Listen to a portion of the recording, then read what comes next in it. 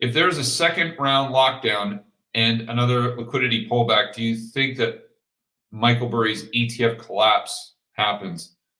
Well, I don't think there's going to be a liquidity pullback. I think there's going to be a solvency pullback is probably more realistic. I don't think you're going to have a problem with liquidity, but I don't think that's the problem. And now, to be more specific, I know what you're saying about Michael Burry's ETF projections, because the underlying assets of a lot of the ETFs, not all of them, but a lot of the ETFs are far more illiquid than the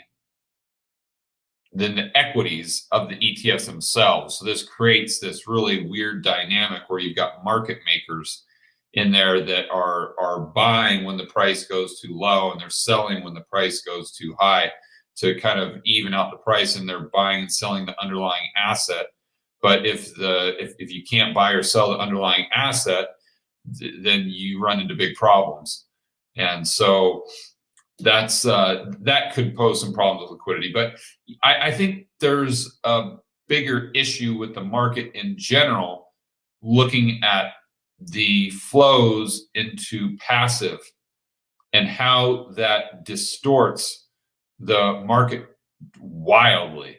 And a great example of that is Apple. I mean, look at Apple has added like $1 trillion to its market cap over the last 4 months or so, maybe 4 or 5 months, and its revenues basically the same, and its projections are basically the same. Its profits, it really hasn't changed much at all, but yet somehow it's worth $1 trillion more. It doesn't make any sense, and the reason is because you have all this money flowing into it and into these passive funds, and it becomes a supply issue of stocks too. That's one thing that people don't really think through either. They don't think through they think through the demand of the stocks, but they don't think through the supply.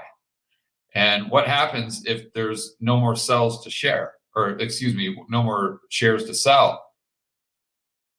Then you're going to have this price just bid up wildly, because the passive investors or the passive funds, they don't think, they have to buy at any price, and they have to sell at any price. So I think that, I mean, you've got so many risks in the market right now. It's just, I mean, you can't count them all, and it's just a matter of which risk is most probable. Well, I mean, if you have a huge collapse where the Fed put doesn't work anymore, like we saw in March. The Fed came out with quantitative easing infinity and all these repo transactions, and it really didn't do anything to the market. The market was down like 1,000 points the next day. So they came in with a government put where they announced the stimulus, and that's all fine and dandy until that runs out. And then what do? And it can run out, because look at Europe, look at Japan. Those markets have gone down regardless of the amount of QE or government spending they've done. So it's possible. And there's nothing that makes the United States stock market just impervious to going down. People just look at the United States and they ignore all the other stock markets around the world. It's like, okay, if Japan can go down for what now, 30 years, why can't the United States? Why can't the United States be lower in 30 years, adjusted for inflation and maybe in nominal terms, than it is today?